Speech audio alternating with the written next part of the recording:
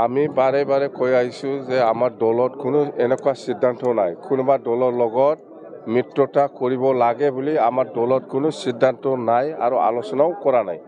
না কংগ্ৰেছ না বিজেপি না ইউডিএফ না ইউপিপিএল কোনো দলৰ লগত আমাৰ আলোচনা হোৱা নাই আৰু আমি নকৰিব মুঠতে আমি বিপিএফে সিঙ্গেল অকলে আমি ইলেকশন খেলিব কাৰণে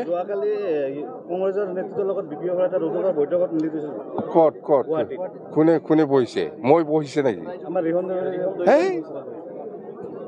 কোনোবা ৰিহন दैमारे কোনোবা খাম্পা বা কোনোবা বহিলে নহব যদি কোনোবা দলৰ লগত মিত্ৰতা কৰিব লাগে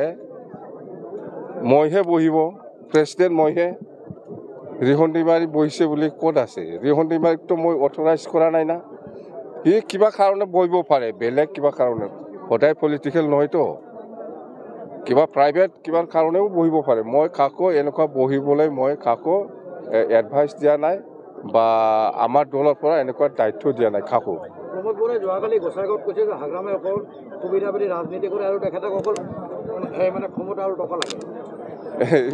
এইবিলাক প্ৰমোদ বৰৰ যিবিলাক কথা কৈ আছে ইয়াৰ ৰিপ্লাইটো আমাৰ জনসাধাৰণে দিব মই নিদিম আপুনি প্ৰাৰ্থীটো জয় হোৱা নিশ্চিত কিন্তু ইউজি ব্ৰহ্মই কৈছে যে তেওঁ অসমত এনডিএত নহয় এনডিএৰ বাহিৰত হ'ব লাগিব আৰু আপুনি যদিও কেণ্ডিডেট দিয়ে 10 বছৰৰ ওপৰত ভোট নাপায় এইবিলাক যোনে যিমানে নকয় কিয় ইউজি হওক কোনোবা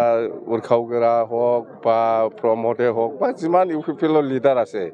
এইবিলাক ব্লাইণ্ড কথা কৈ আছে ইহঁতে সময় আহক ৰাইজে ৰিপ্লাই দিব ইহঁতৰ কুৱেশ্যনৰ এনসাৰটো পাৰ্টিটো আমাৰ যেতিয়া ইলেকশ্যন ঘোষণা হ'ব ইয়াত 2 দিন পিছতে আমি কেণ্ডিডেটটো ডিক্লেয়াৰ দিম যোৱাকালি ইউজি ব্ৰহ্মই কৈছে যে এইবাৰ লোকসভা ইলেকশ্যনত হাগ্ৰামা 1 পৰা 1.5 লাখ ভোট পাব তাৰ বাহিৰে নাপায় আমি এনেকুৱা সংখ্যা নকম মই আমি জিকিম ইউজি ব্ৰহ্ম হাৰিব দেই থেংক ইউ